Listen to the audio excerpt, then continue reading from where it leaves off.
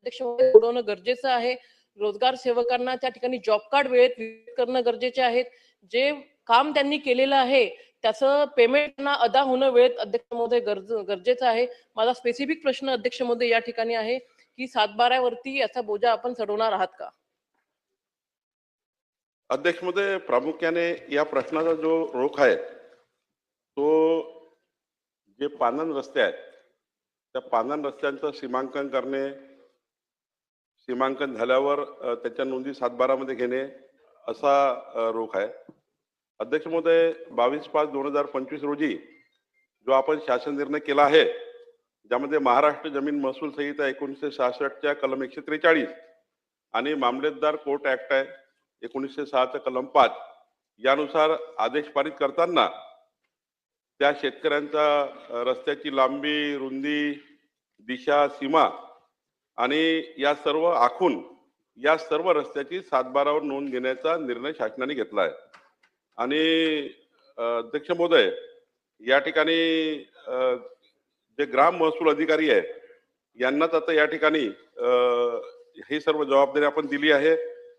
आणि मग 29 ऑगस्ट 2025 चा जो शासन निर्णय आहे ज्यामध्ये ग्रामीण रस्ते, त्या ठिकाणी गाडी मार्ग, पाय रस्ते, शेतकऱ्यावर जाणाऱ्या पायवाट या सर्वांचं सीमांकन करण्याचा आपण निर्णय घेतला. आणि यामध्ये ग्रामस्तरावर रस्त्याची यादी करणे, ग्रामस्तरावर झालेली यादी ग्रामसभेच्या ठरावासह तहसीलदारकडे सादर करणे, भूमी अभिलेख विभागामार्फत सीमांकन करणे, गाव नकाशा असलेले व अतिक्रमित रस्त्याबाबत जी कारवाई करणे, जे रस्ते आहेत त्याचे अतिक्रमण आहे त्यांना अतिक्रमण काढणे, ग्रामीण भागातील सर्व प्रकारच्या रस्त्याच्या एकत्रित नोंदी घेणे, विशिष्ट सांकेतांक क्रमांक निश्चित करणे आणि जिल्हास्तरीय तालुकास्तरीय ज्या समित्या केल्या त्यामध्ये विधानसभाचे विधिमंडळ सदस्यांना आपण त्या भागाच्या अध्यक्ष म्हणून नेमलेला आहे. त्या सर्व अधिकार त्या विधिमंडळ त्या समितीमध्ये त्या अध्यक्षाला दिले आहे. जिथे मंत्री आहेत मंत्र्यांनी या ठिकाणी जो त्या ठिकाणी ज्यांना ते अधिकार देतील त्यांना अध्यक्ष करायचा आहे. अध्यक्ष महोदय, यामुळे आता विधानसभेच्या सदस्याच्या अधिकारामध्ये आमचा प्रांत असणार आहे, त्यांच्या अधिकारात भूमी अभिलेख असणार आहे. सर्व जवळपास 8-9 विशेष अधिकारी या टीम मध्ये असणार आहे. आणि माननीय विधिमंडळ सदस्यांनी आता संपूर्ण मासिक बैठका घेऊन या संपूर्ण रस्त्यांचं या ठिकाणी मुख्यमंत्री बळीराजा पांदन रस्ते योजनेमध्ये या ठिकाणी पूर्ण काम करून घ्यायचं आहे, सांकेतांक क्रमांक देण्यापासून रस्ता बांधकाम करण्यापर्यंत. अध्यक्ष महोदय, सभागृहाला माहिती व्हावं म्हणून या ठिकाणी निस्तार पत्रक वाजिब उल अर्जामध्ये जे पांदन रस्ते आहेत त्याच्या 65,207 नोंदी घेण्यात आल्या. या ठिकाणी ज्या रस्ते अदालती आपण आयोजित केल्या त्या ठिकाणी 4,963 रस्ते आपण रस्ते अदालतीमध्ये मोकळे केले. या ठिकाणी शेत रस्त्याचे जे प्रकरण आहे मागच्या 3 महिन्यामध्ये 7,268 प्रकरणाचा निकाल आपण दिला. एकूण जे शिवपांदन रस्ते आपण सर्वेक्षण केले या निर्णयानंतर देशमुख साहेब 1,74,475 रस्ते आपण या ठिकाणी शिवपांदन रस्ते सर्वेक्षण केले. 32,974 या ठिकाणी संमतीपत्र घेऊन शेतकऱ्यांचे आपण या ठिकाणी त्यांचे सर्वेक्षण केले, त्यांच्या नोंदी घेतल्या. आणि मोजणी आणि सीमांकन जे झालं पूर्ण ते 12,463 रस्ते झाला आहे. आणि 29/8/2025 चा जो शासन निर्णय आहे ज्यामध्ये 66,958 रस्त्याची एकूण संख्या ती आपण आयडेंटिफाय केली. आणि आतापर्यंत 97,564 रस्त्यांना सांकेतांक क्रमांक टाकला. तात्पर्य आहे जसं नॅशनल हायवेला क्रमांक असतो, स्टेट हायवेला क्रमांक असतो, ग्रामीण मार्गाला क्रमांक असतो, आता प्रत्येक पांदन रस्त्याला क्रमांक असणार आहे. आणि त्या क्रमांकाची नोंद आपण या ठिकाणी सर्व रेकॉर्डवर घेणार आहे. प्रत्येकाचा गावाचा मॅप तयार करून तो ग्रामसभेमध्ये आपण या ठिकाणी जाहीर करणार आहोत. आणि तो गावाचा मॅप त्या गावामध्ये ग्रामपंचायत मध्ये लागणार आहे सांकेतांक क्रमांक टाकून. राहिला प्रश्न मातोश्री पांदन रस्ते योजनेचा, तर रोजगार हमीमध्ये जे रस्ते आहे मातोश्री पांदन रस्ते योजने त्याच्यामध्येही सीमांकन आपण करणार असं नाही आहे की बळीराजा पांदन रस्ते योजनेत आपण सीमांकन करू. सीमांकन या राज्यातल्या सर्व रस्त्यात होणार आहे आणि त्यामुळे दोन्ही कडले रस्ते आपण सीमांकित करणार आहोत. आणि राहिला प्रश्न रोजगार सेवकाचा, तर रोजगार सेवकाचा प्रश्न मी रोजगार हमी मंत्री मोदीशी बोलून आपला प्रश्न जो काही रोजगार सेवकाच्या मागण्या आहे त्या निर्णय करण्यासाठी माननीय रोजगार हमी मंत्र्यांसोबत एक बैठक घेऊ. Got a great business idea? Give it a domain name from GoDaddy. ते हा पांढरण रस्त्याचा अतिशय महत्वाचा विषय मार्गी लावल्याबद्दल सर्वप्रथम बावनकुळे साहेबांचं खूप खूप अभिनंदन. माझे स्पेसिफिक 2 प्रश्न आहे. पहिला प्रश्न असा आहे की आपण इतक्या मोठ्या प्रमाणामध्ये पांढरण रस्त्याची मोजणी आपण सुरू केलेली आहे, आदेश दिलेले आहे, बैठका झालेल्या आहे, आमदारांना आपण त्यात अध्यक्ष केलेला आहे. पण याच्यामध्ये भूमी अभिलेख विभागाचं जे त्यांच्याकडे जे संख्याबळ आहे हे अतिशय कमी आहे. त्याच्यात मशीन्स नाही आहे. त्यामुळे आता माझ्या एका मतदारसंघामध्ये 700च्या वरती पांढरण आहे. आता जर समजा जिल्ह्यातल्या किती, राज्यातल्या किती जर विचार केला तर याच्यामध्ये ते मोजणी होत नाही. मोजणी झाल्याशिवाय सीमांकन होत नाही. सीमांकन झाल्याशिवाय पुढचं काम होत नाही. त्यामुळे ह्या भूमी अभिलेख विभागांना आपण सर्व पुरेसं संख्याबळ देणार का, हा माझा पहिला प्रश्न. दुसरा प्रश्न साहेब, आपल्याला धन्यवाद आहे. आपण या पांढरण रस्ते पहिल्यांदा या 50 वर्षात पहिल्या सरकारने, महायुती सरकारने घेतलेले आहे. आता याला बजेटमध्ये निधी सुद्धा आपण जर दिला तरच हे पांढरण रस्त्याचं शेतकऱ्यांसाठी इन्फ्रास्ट्रक्चर तयार होऊ शकते.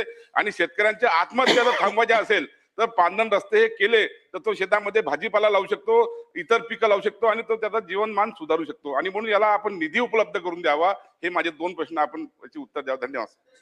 अध्यक्ष महोदय, एक मगाशी जे सभागृहाला सांगायचं ते राहून गेलं. आता आपण एक जशी मुख्यमंत्री ग्राम सडक योजनेमध्ये वेबसाईट आहे, या राज्याच्या मुख्यमंत्री ग्राम सडक योजनेची जी वेबसाईट आहे त्यामध्ये कुठला रस्ता, त्याचं बांधकाम कोण करतात आहे, त्याची संपूर्ण वेबसाईटवर माहिती आहे.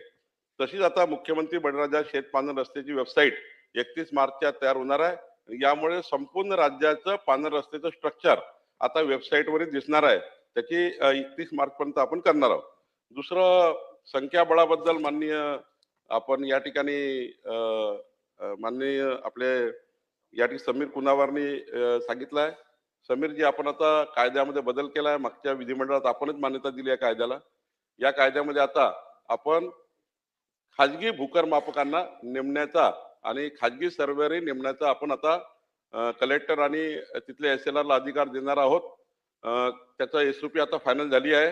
पुढच्या 7 दिवसामध्ये जी SOP जाईल त्यामध्ये जिल्हाधिकारी आत्ता जे त्या ठिकाणी खाजगी भूकरमापक येणार आहे त्यांचं एज्युकेशन, त्यांचं मग त्यांची स्किल डेव्हलपमेंट, नंतर मात्र रोवर्स 132 कोटी रुपये शासनाने आता रोवर्ससाठी दिले आहे. त्यामुळे या राज्यामध्ये जेवढे पाहिजे तेवढे मोजणीचे रोवर्स आणि ड्रोन्स आपण देतो आहे, जेणेकरून जे प्रायव्हेट भूकरमापक मोजणी केल्यानंतर आमचे भूकरमापक शासकीय यांचा सर्टिफाईड करतील. आणि जी संख्या कमी आहे ती संख्या, पुरेशी संख्या आता तिथलेच कलेक्टर, तिथलेच SLR आपल्या लेवललाच ते नियुक्त करतील. त्यांना ते नेमतील. नेमल्यावर त्यांचं पेमेंट करण्यापासून सर्व अधिकाराचा जिल्हाधिकारी दिलेले आहेत. त्यामुळे आता पुढच्या 31 मार्च नंतर ही अडचण राहणार नाही. आपला तर विचार आहे 15 दिवसामध्ये या राज्यामध्ये मोजणी झाली पाहिजे. आणि 15 दिवसात मोजणी होऊन नंतर मग रजिस्ट्री, नंतर मग म्युटेशन. या राज्यामध्ये राज्य आता एवढा लवकर नाही, पण पुढच्या 2 वर्षामध्ये आधी मोजणी, त्याशिवाय रजिस्ट्रेशन नाही. कुठेही जर जमीन विकत घेतली किंवा फ्लॅट विकत घेतला किंवा प्लॉट विकत घेतला तर आधी मोजणी करायची, मग त्या ठिकाणी रजिस्ट्री करायची, मगच त्या ठिकाणी म्युटेशन करायचं. हाही आपण निर्णय करतोय. पण पांढरण रस्त्याबद्दल मात्र आपण त्या ठिकाणी मोजणी करता प्रायव्हेट भूकरमापकांनाही आता या ठिकाणी अलाव करणार आहे.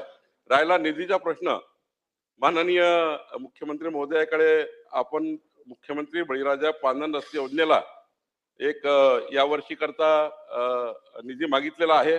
मला विश्वास आहे की माननीय मुख्यमंत्री या योजनेला निधी देतील. अध्यक्ष महोदय, खरोखर अगदी मंत्री महोदय आपले अनंत आभार की आपण ही चांगली योजना हातामध्ये घेतली. 3-4 बेसिक समस्याच्या गावामध्ये आम्ही आता मिटिंगा घेऊ लागलो तेव्हा येऊ लागल्या. आपण साहेब बेस दिला आहे 9.1चा, म्हणजे जवळपास 30 फुटाचा हा बेस पाहिजे आणि वरचा जो आहे तो 5.5 मीटरचा पाहिजे तुम्हाला. हे 80% ठिकाणी शक्य नाहीये. म्हणजे जवळपास ड्रेनेजसह तुम्हाला 35 फुटापर्यंत 36 फुटापर्यंत जायला लागतं. तर माझी विनंती आणि प्रश्न असा आहे की तुम्ही ज्या ज्या पद्धतीवर जसे जसे पांढरण रस्ते असतील त्याची परवानगी आपण देणार का? मॅक्झिमम तुम्ही 9 मीटरचा ठेवा वाटल्यास, पण तुझ्या ठिकाणी 6 मीटर आहे किंवा 3 मीटर आहे, त्या ठिकाणी आम्हाला आमच्या पद्धतीने घेण्याकरता तुम्ही मर्यादा देणार का? नंबर 1. नंबर 2, आपण मुरुम सांगितलं अध्यक्ष महोदय की त्याची दबाई झाली पाहिजे आणि नंतर कोर कटिंग न तुम्हाला त्याची ही घ्यायची आहे, टेस्ट घ्यायची आहे. तर कोर कटिंग न टेस्ट घ्यायची म्हणजे 97% ची प्रोक्टर डेन्सिटी आली तरच तो कोर तिथे सक्सेस होणार आहे. म्हणून मुरमाची जी लीड आहे अध्यक्ष महोदय ती प्रचंड लांब लांब असते, काही काही ठिकाणीच ती जवळ असणार आहे. तर मुरुम हा शासनाने जर उपलब्ध करून दिला त्या ठिकाणापर्यंत, बघा 15 लक्ष रुपयामध्ये 1 किलोमीटरची आपण मर्यादा दिलेली आहे मंत्री महोदय.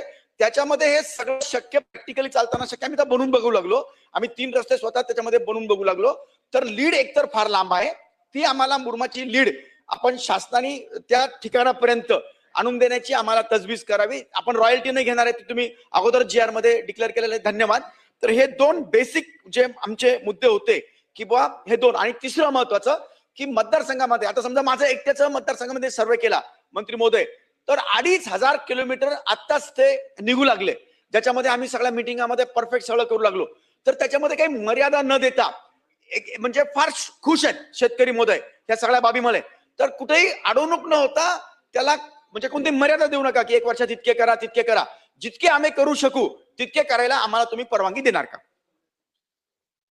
माननीय अध्यक्ष महोदय, प्रशांत बमणी चांगले प्रश्न मांडले आहे. पहिला प्रश्न जसा आहे तसा, जेवढी लांबी आहे जेवढी रुंदी आहे तेवढी करण्याची मुभा आहे. त्यामुळे 9 मीटर असला पाहिजे, काही ठिकाणी 7 मीटर आहे, काही ठिकाणी 5 मीटर आहे. पण त्यामध्ये अतिक्रमण काढावं लागेल. जर त्या रस्त्याची मोजणी करून तो रस्ता जर छोटा असेल, गाडी रस्ता असेल, पायवाट असेल, आपल्याला मूळ भूमिका आहे की शेतकऱ्यांना रस्ता मिळाला पाहिजे. त्यामुळं त्याचे काही बंधन राहणार नाही. दुसरं कोर कटिंग याच्याकरता की रस्त्याची क्वालिटी, जसं मुख्यमंत्री ग्राम सडक योजनेत आपण साधारणतः कोर कटिंग मागितलं, कारण इतका पैसा आपण देतो आणि ती क्वालिटी मेंटेन राहणार नाही, तर कोर कटिंग म्हटलं आहे. पण या ठिकाणी 15 लक्ष रुपये किलोमीटर म्हणताना आपण हेही म्हटलं आहे की आजूबाजूचे नाले असतील त्याला सरळीकरण करून ती माती वापरणे, मुरुम वापरणे. पण एखाद ठिकाणी जर अडचण असेल, खूप दूर असेल मुरुम खान किंवा दगड खान, त्याचा वेगळा विचार राज्य शासन करेल. आणि आपण मतदारसंघामध्ये जेवढे तुम्हाला घेता येतील वर्षभरामध्ये, आपण 12 प्रकारचे निधीचे सोर्सेस दिले आहेत. 12 प्रकारचे निधीचे सोर्सेस दिले आहे आणि यामध्ये CSR म्हटलंय आणि आमदाराच्या अध्यक्षतेखाली प्रांताचं अकाउंट दिलाय. त्यामुळे तुम्हाला जेवढा पैसा उपलब्ध करता येईल, जिथनं करता येईल तिथनं करता येईल, जेवढे बांधता येईल तेवढे, संपूर्ण मुभा विधानसभा सदस्य समितीला आहे.